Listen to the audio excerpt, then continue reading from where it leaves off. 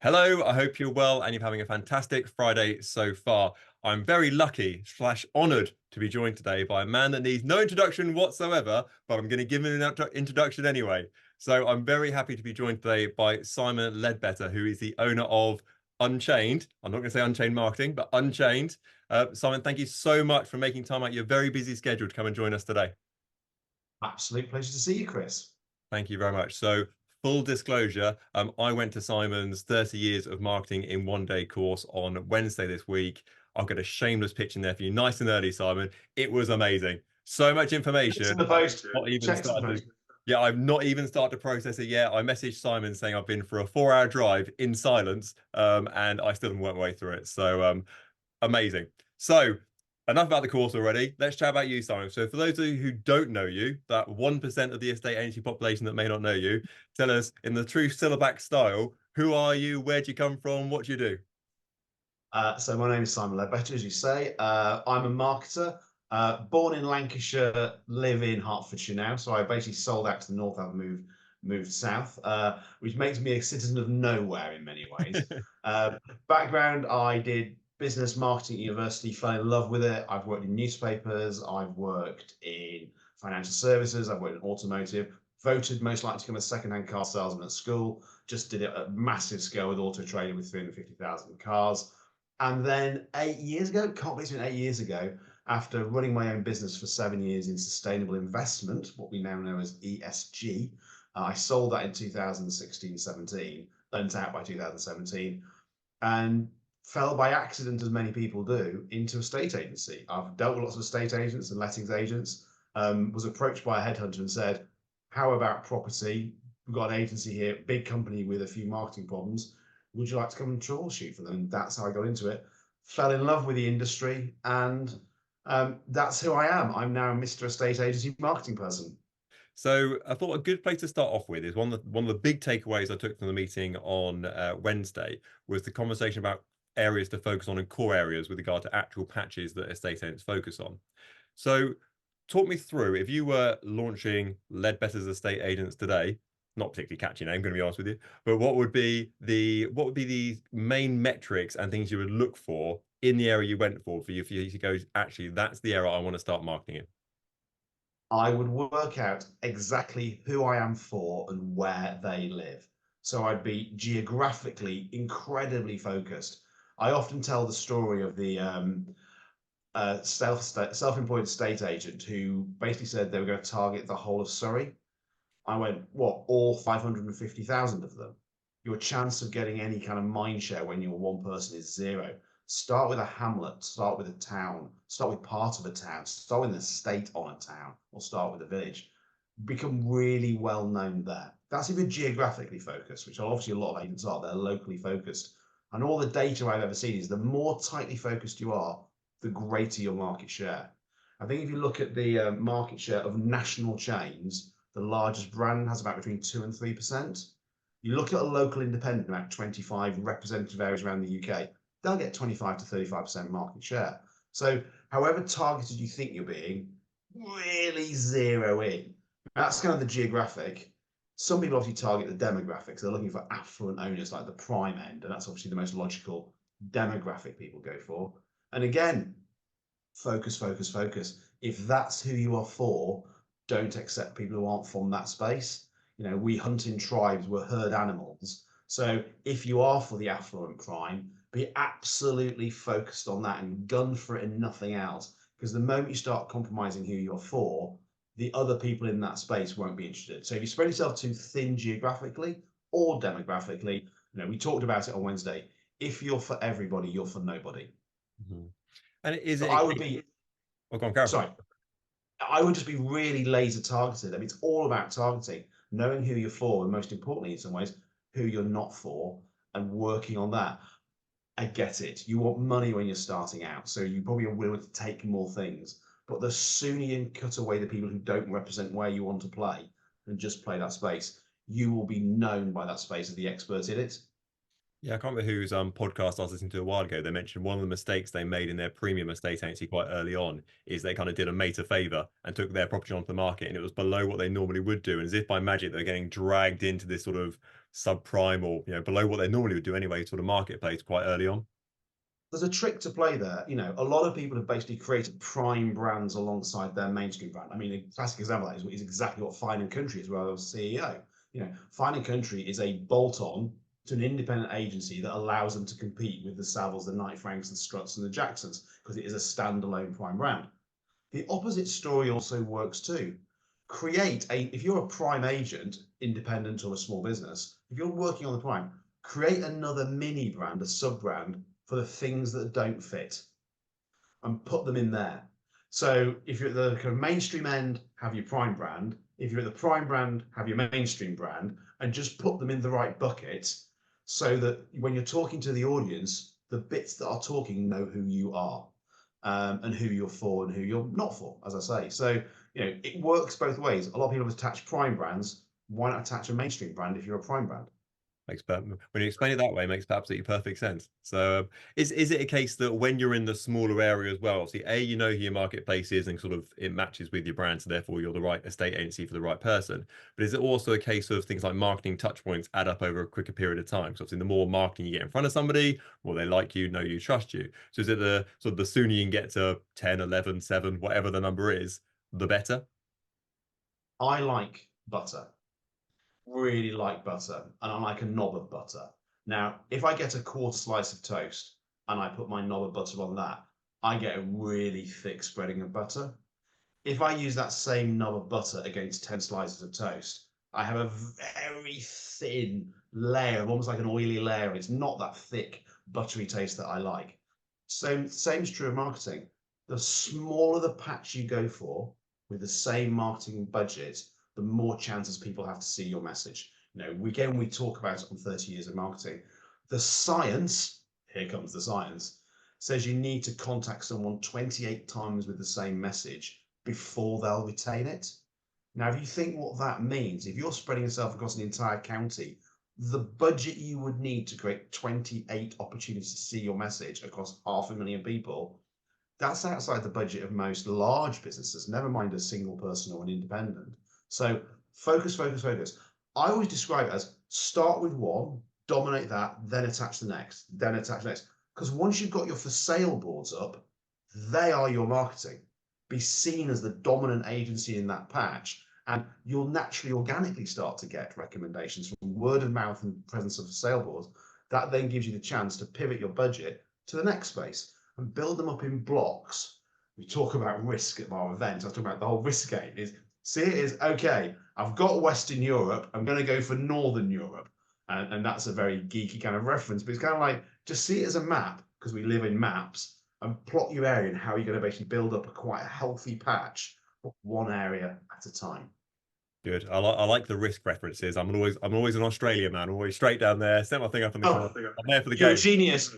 If you don't know the Australia strategy, you're not knowing how to play risk. It's a dead end that you can protect just by putting your troops in Siam. No, exactly. That's all you need to do. That's all you need to do. I'm there for the game then after that. So if we were starting afresh today, what tools, websites should we be looking at to go, right, give me the best information possible for area 1, 2, 3 that I'm potentially considering, ignoring the monetary side of things of how big the properties are. What are some key sort of places you would go to research the areas? So, I mean, we are one of the most mapped and data-rich countries in the world. So, yeah, there are paid sources. Strongly recommend the guys at 20EA and Sprift and Spectre and Bricks and Mortar. They've got some fantastic data, and they give a lot away for free, but you have to pay for quite a bit of it as well. And the portals of Rightmove, Zoopla on the market. They've got tons of data. But start with understanding who your customer is. So the ONS, the Office of National Statistics, we have something called the census that happens every 10 years that gives really detailed analysis of who lives in your locality, ward, I think there's constituency, and area and region. So you've got a real sense of within my ward, which is quite a defined space within a local area, what do people look like? What's their age? What's their gender? What's their working status? Understand that. That is freely available on every single ward in the UK. So knowing who your customers are, that's a great place to start. The other one is there's a platform called Mosaic, which is part of the Experian Group, and they have a free code, which we'll add as a link point. If you add a link to that on the end of here, when this goes out, you basically put in a postcode, It'll give a really detailed, what we call a geodemographic profile of who lives there. And that's basically geography and demography linked together that basically allows you. Now, it's one postcode at a time. Now, at Unchained, we take hundreds or thousands of postcodes and we'll do the analysis on all of them together. That's what we do. But if you want to say there's 10 houses in my area that I'd really like to list, plug them into that tool, look at the profile. If they're really similar, that's a really good way of understanding who your target market is. But if you want to know an area, something like ONS, utterly free. Mosaic, utterly free. This single postcode tool, incredibly powerful. I say to people they should have it on their phone, and before they go and see a house, just tap the postcode in, and you get a lot of rich data about houses like that and their peers in the local area. So they're three really good tools to access for free. Two really good tools to access for free. And I think the thing that I kind of took away also, another thing I took away from the 30 years of marketing is that everyone assumed they knew their customer, they assumed what they were into, they assumed what their hobbies were and how much money they earned and where they lived and what they were into, sort of thing. And actually, it was completely wrong because it was just a guess, effectively. The greatest enemy to good marketing is assumption, because you think you are the target audience. Whatever you try and kind of go, well, I know I'm not, is your brain will tell you that what you like. People go, oh, but Facebook doesn't work for me. You go, do you like Facebook? No. So is there a chance, even remotely, the reason why Facebook doesn't work for you is because you much prefer Instagram and you're on it all the time, you really understand how it works, and you've never really mastered Facebook. So it's not that Facebook doesn't work for you. It's like that classic joke is, do you know how good custard is to disguise elephants? And you go, no. He said, have you ever seen an elephant in custard?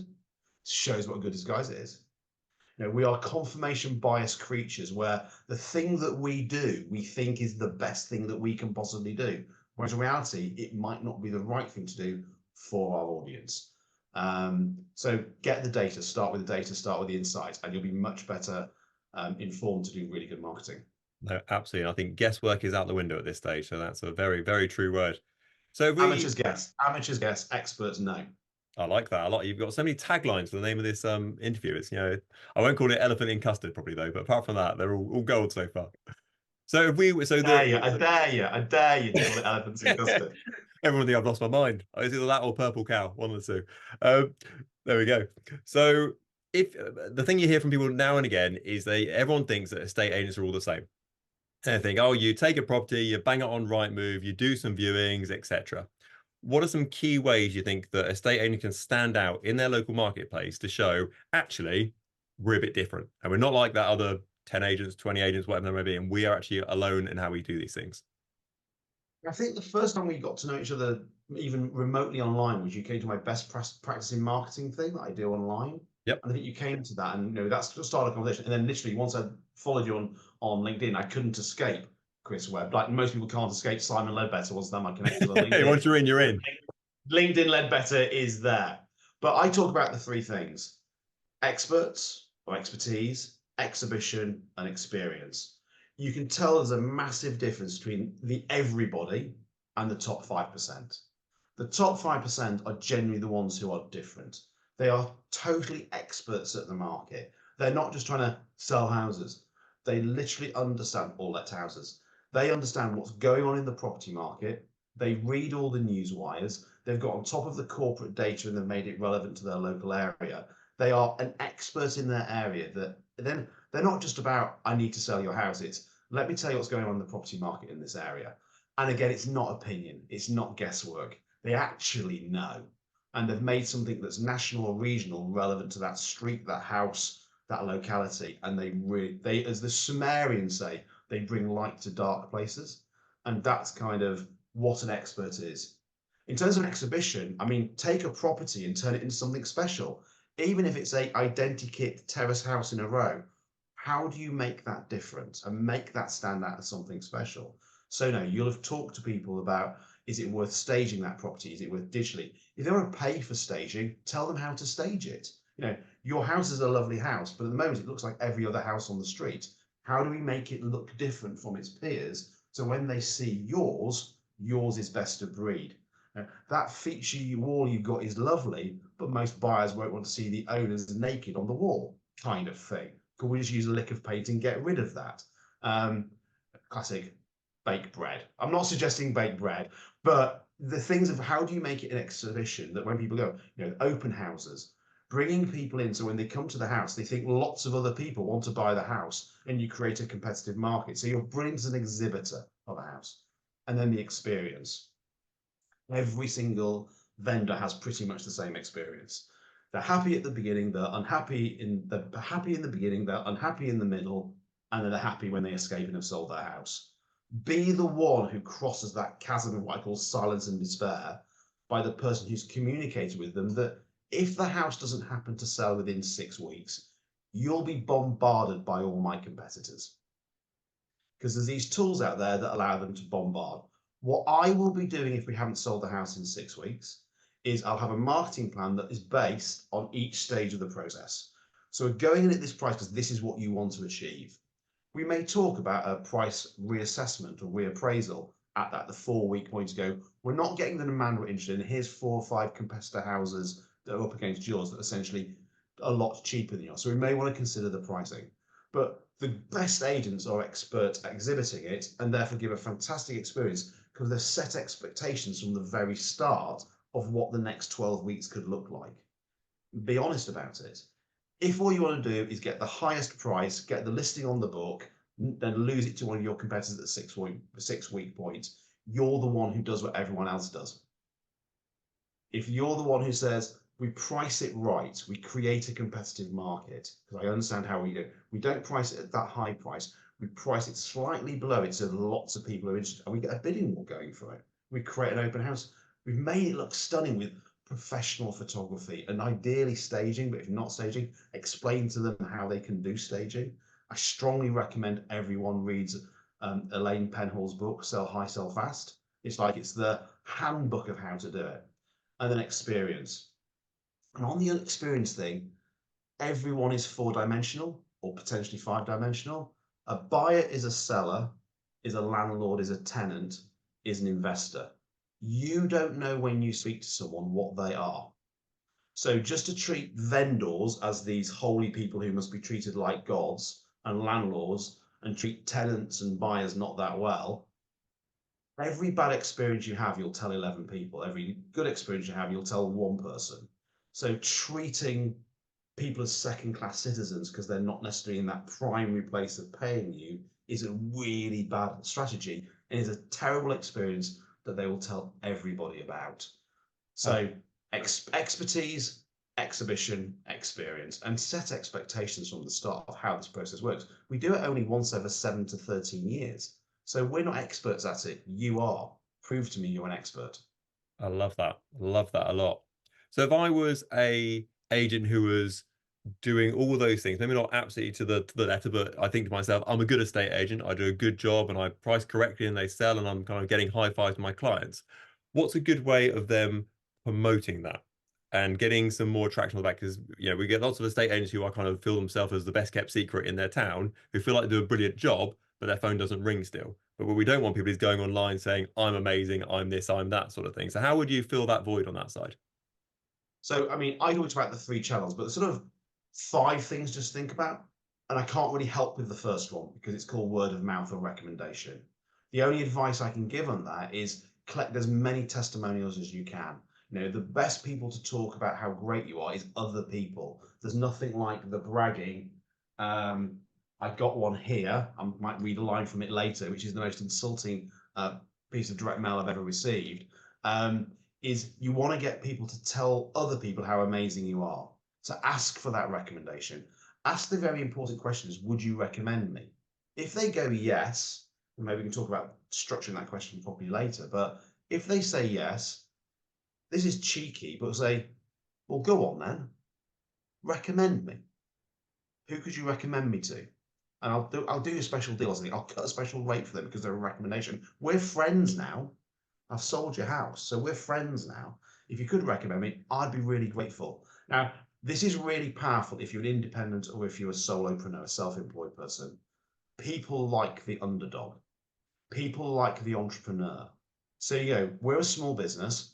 I'm an entrepreneur, whatever you want to use. I'm growing my business. I could do with all the help I could get. If you could recommend me, that would be fantastic. Capture them and use them in your marketing all over social media. The second one, again, it's part of my bag of marketing, but there are genuine experts at it, is PR. Build a relationship with all the local media. Now, they still have an impact. If you work for a real locality, get into your parish magazine. Be willing to answer comments, write articles and send to the newspapers, even if they don't publish them, because eventually they will probably pick one up because they haven't got one from someone else. But then the three I normally will bang on about until I'm probably in a grave pushing the daisies, is email is the most powerful form of marketing you can do in terms of getting a response by a margin, by a significant margin, in every region for every product across every demographic. It's always been email, and email's actually got stronger in the last few years.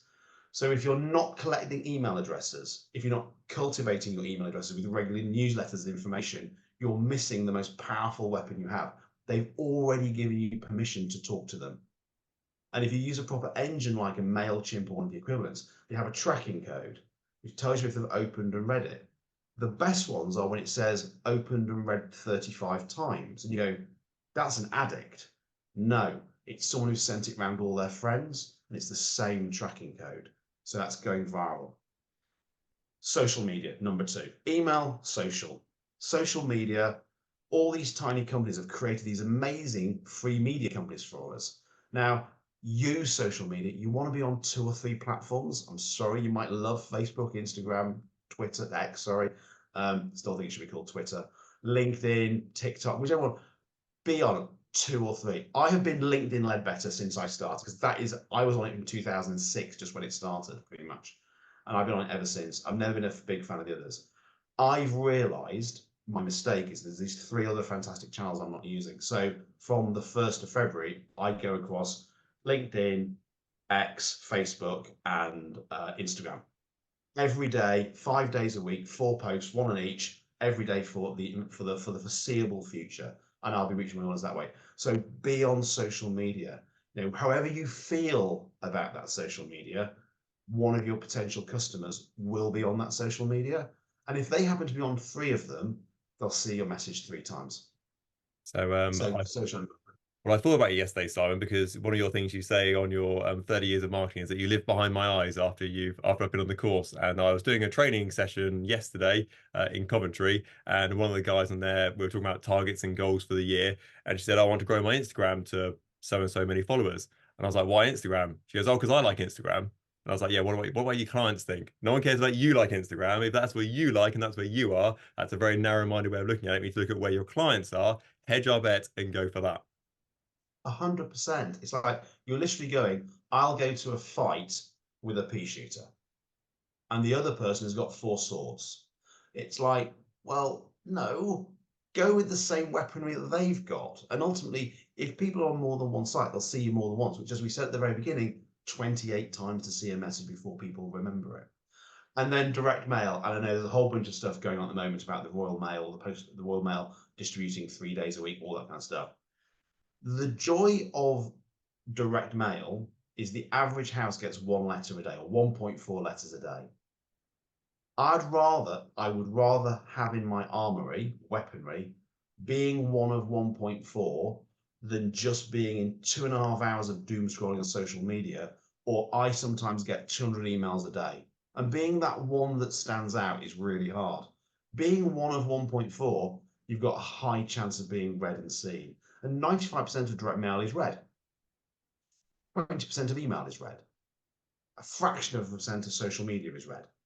So yes, email is the most powerful because it has the most direct response, because they've bought into it. They've given you their email address. Social, you can't not be in it because it's free and it's powerful if you create great content.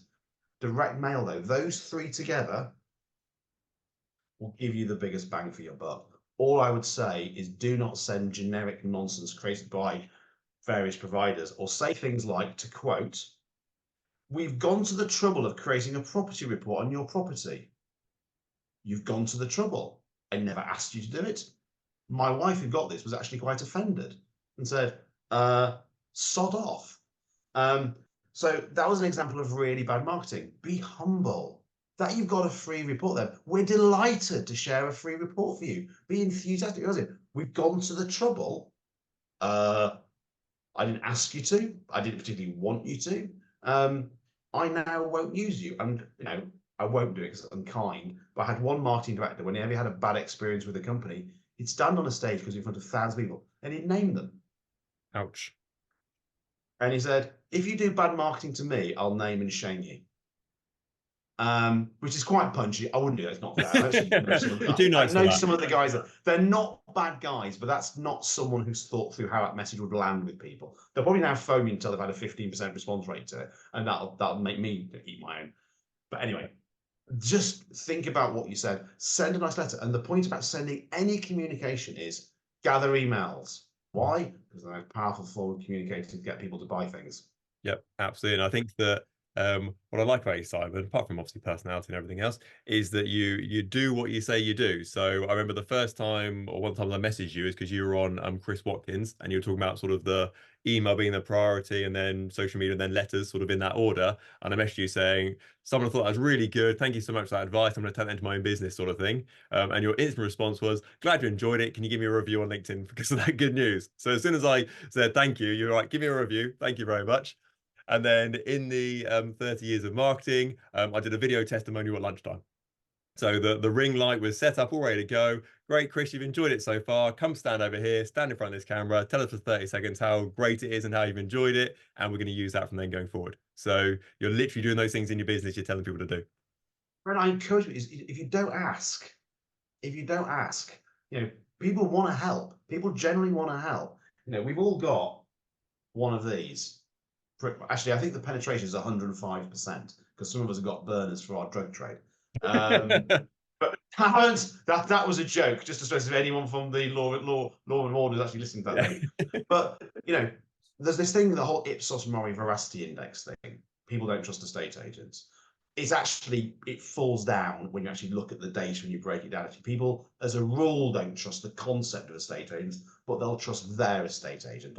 And it goes to tenants. Just tenants really trust lettings agents, which surprises some people. Not me, because I've had the data for a couple of years. But there's a lot to be said, and the Americans are really good at this, but the Americans are never knowingly under-promoted, is send a message to your contacts and say, just so you know, I'm in the property business, you know, I'm an estate agent. If you've ever got anyone who would like to buy or sell a property, just put in touch with me. I'll either be able to help them or point them in the right direction. Now, that literally costs you nothing. It's 2 seconds. If someone were to take offense at that, they're not a friend. They're not a contact worth having. There's something, there's something wrong with them because you're offering to help. You know, it could be your mother, your uncle, your aunt, your grandma, your sister, your friend, your boss. You go, actually, my boss is really struggling to actually sell their house.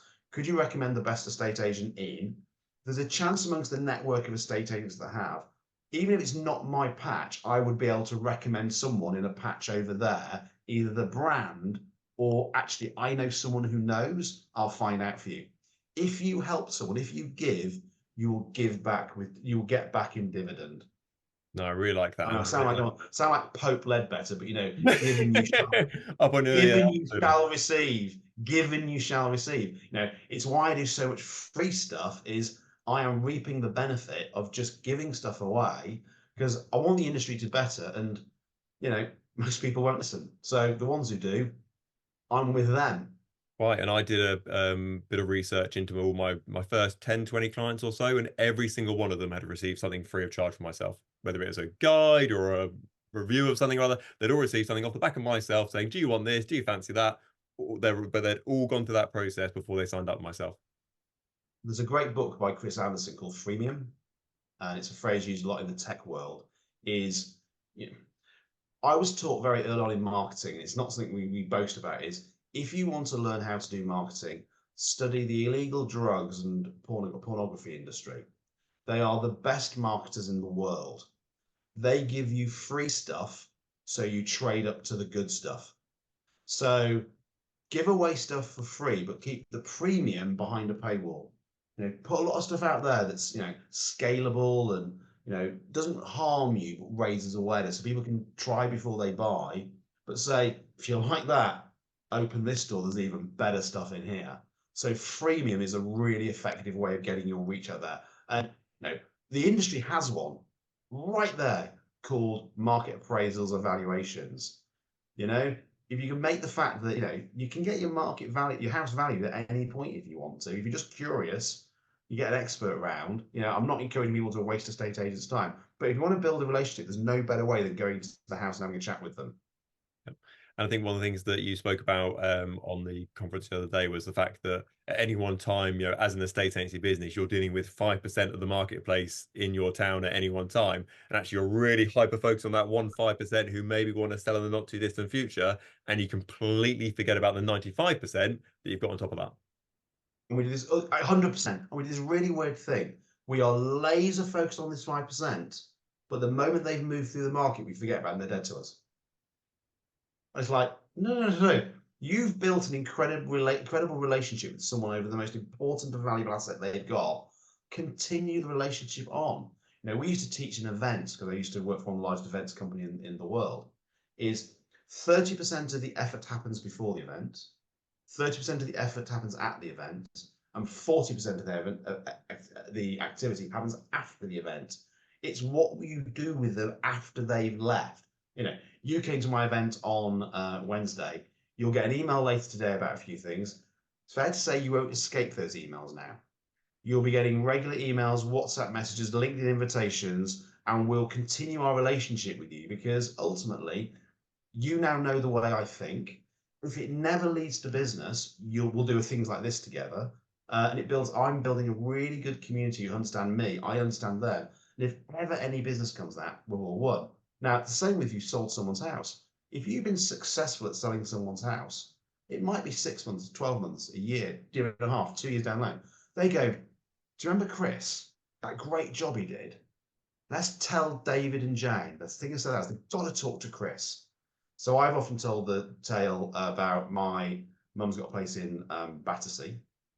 Really nice place in Battersea. It's part of the old Lord Mayor's house in Battersea. It's now divided into really nice flats, beautiful flats.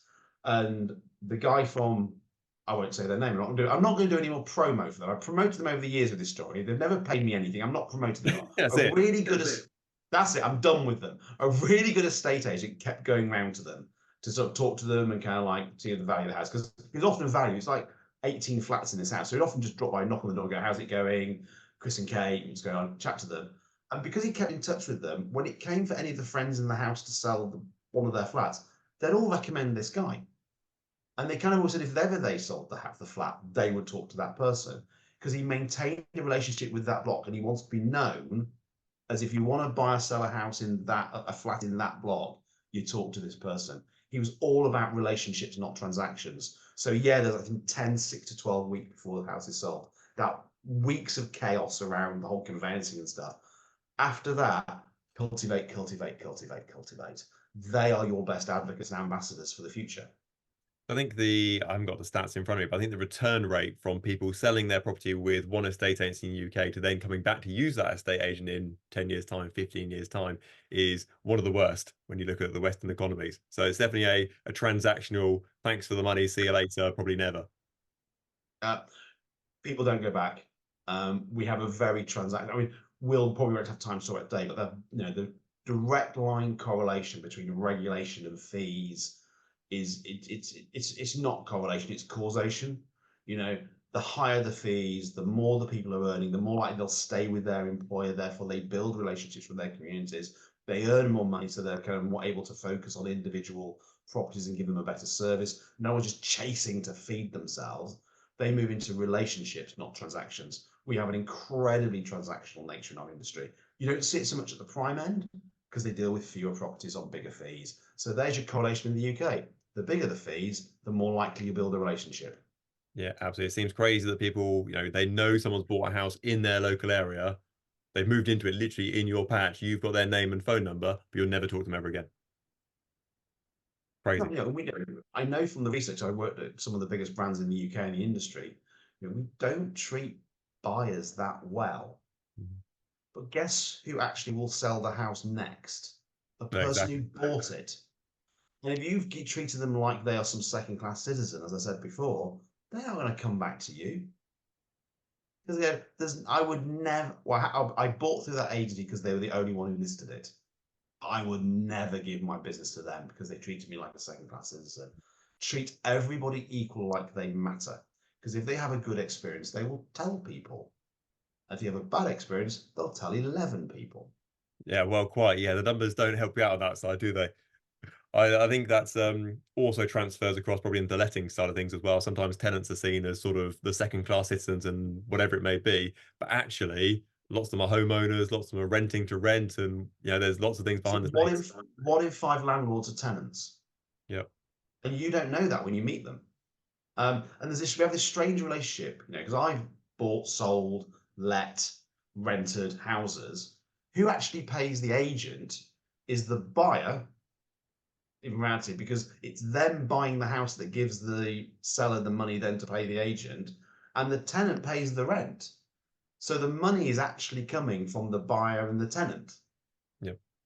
Okay, it might be conduited, that's not a word, but it is now, through the seller and the landlord, but actually the money's going. So, as I said, actually people actually have a better relationship with estate agents and letting agents than some of the headline stats would have you believe. But we've all got horror stories. People in the industry who are trying to sell their houses have horror stories, and that just says we just need to be better. And I'll do my little bit, hopefully, to make the marketing in the industry better and not be told that someone's taken the trouble of creating a property report for me that I didn't ask for. Right. That's very, very good. Now, I'm going to throw myself under the bus here slightly because I've fallen foul of this before. I remember chatting to a chap before who was a tenant of a property or looking to rent a property through myself. Very unwell kept, trainers, very tracksuity sort of thing. Turned out he was the captain of Portugal Football Club. So, yeah, shows what I know. He's probably on 100 grand a week. And there we go. There's the apocryphal story used to tell in prime London of either one. It wasn't like Zuckerberg or Musk or Gates, but it was basically someone who basically wears t-shirts and jeans and work, but they're a billionaire. Yep. And they walked into either Savills or Knight Frank, and they're basically given a really hard time. But they're basically looking to buy a house for about 150 million. Yep. Don't judge a book by its cover. The smartest dressed people can sometimes be the poorest. Yep. Absolutely. I should dress that. If I knew you were going to make that comment, I would have worn a t-shirt. I think I've actually got that shirt. Actually, I think I recognise that. Yes, It's from I think. Next. It's a pretty Yeah, universally liked shirt, I think. it's one of my basically what I call my work shirts, casually smart, and therefore it gets a lot of hard wear. I think I've got that shirt. It's Very a good taste. it's a solid go-to. It's a solid go-to. I'm gonna be honest with you. I pull out the wardrobe now and again. It's just a safe bet. Everyone loves the white shirt. So good. Right. So to wrap things up, I've got one more question for you. So there's one message about marketing you could get out there to estate agency owners to improve their business. What would that message be? So I'll be cheeky and I'll give you a proper answer. The first one is book a ticket for 30 years of marketing in one Of day. course. Because I have literally forced into it a diploma, a BA, a master's in science, an MBA, and 30 years into 7 hours. And you've been on it. Don't say anything. You've been very kind about it so far, but listen to what people like you and Alex Tan and David Linley and Carl Howard, Chief Executive of Andrews. Listen to what they say about it. Believe them, not me. Testimony are the most powerful form of things.